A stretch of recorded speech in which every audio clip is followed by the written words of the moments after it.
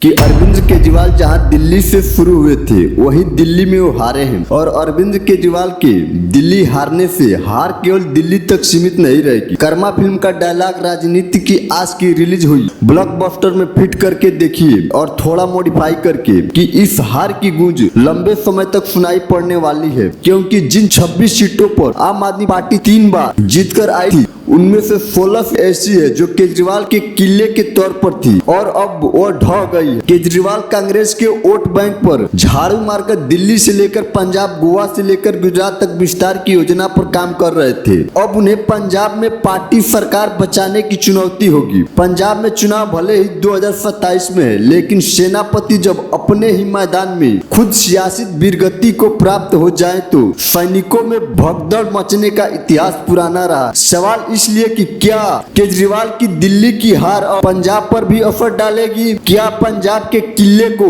केजरीवाल बचा पाएंगे या फिर भ्रष्टाचार के आरोप में अगर जेल जाना पड़ा तो दिल्ली तो गई, पंजाब भी हाथ में नहीं होगा। केजरीवाल की झाड़ू को तिनका तिनका जड़ा जड़ा करने में उसकी सहयोगी रही कांग्रेस का भी जमकर हाथ रहा। अगर आपके जहन में सवाल है कैसे, तो बता दें कि 12 सीटों पर आपकी हार का कारण सीधे कांग्रेस बनी, क्योंकि बीजेपी यहाँ जितने वोटों से जीती कांग्रेस के वोटों से उसका अंतर कम रहा। खुद केजरीवाल का उदाहरण ले लीजिए। नई दिल्ली सीट पर केजरीवाल को 4089 वोट से हार मिली, लेकिन इसी सीट पर कांग्रेस के संदीप दीक्षित को 4568 वोट मिले। केजरीवाल की हार का असर विपक्ष की बड़ी पार्टियों पर भी पड़ा है, क्योंकि हारे केजरीवाल है, लेकिन ऐसा लगता है कि झटका अखिलेश से लेकर उद्धव, शरद पवार से लेकर ममता बनर्जी तक को लगा है, क्योंकि इन तमाम नेताओं को लग रहा था कि केजरीवाल ने अगर दिल्ली में एक बार मोदी को फिर से रोक लिया तो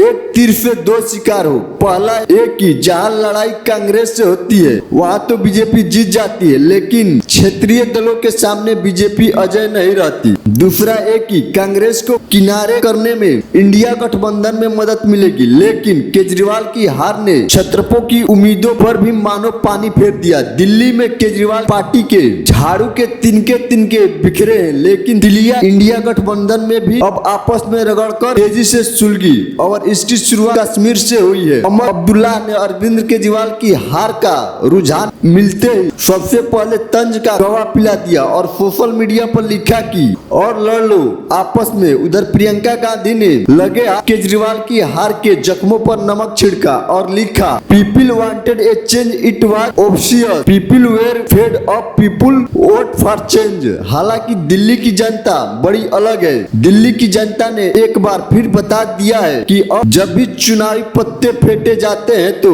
सबसे पहले मुख्यमंत्री के देवदारों की कुर्सियां छीनी जाती है। साल 1998 में तत्कालीन मुख्यमंत्री सुषमा स्वराज जब हारी थी तब सत्ता शीला दीक्षित को मिली थी। सन 2013 में दिल्ली में तत्कालीन मुख्यमंत्री शीला दीक्षित हारी, कुर्सी केजरीवाल को मिली और अब 2025 में आम आदमी पार्टी के साथ केजरीवाल भी हार गए तो सत्ता बीजेपी के पास पहुंची है। केजरीवाल के साथ ही रहे अन्ना हजारे से लेकर स्वाति मालीवाल, आशुतोष कुमार विश्वास आज वो गाना गा सकते हैं अपनी तो जैसे तैसे, चाहे ऐसे या वैसे कट जाएगी। आपका क्या होगा जनाबे अली, आपका क्या होगा जनाबे अली। स्वाति मालीवाल से लेकर कुमार विश्वास तक आम आदमी पार्टी के हार को केजरीवाल के अहंकार की हार बता रहे हैं। स्वाति मालीवाल लिखती है कि अहंकार रावण का भी नहीं बचा। कुमार विश्वास कहते हैं कि अहंकार ईश्वर का भोजन है। केजरीवाल के गुरु अन्ना हजारे भी कहते हैं कि पैसे, शराब और अहंकार में केजरीवाल फंस गए थे। कौन कितना सही ये आप तय कीजिए, लेकिन दिल्ली के नतीजों ने मानो एक बार फिर से साबित कर दिया कि राजनीति में विनम्रता ही जीत की पूंजी है। अहंकार सियासत में पतन का सबसे बड़ा कारण होता है, क्योंकि जनता के सेवक से लेकर खुद को जनता के मालिक कहने वाली सोच पर एक बार फिर जनता ने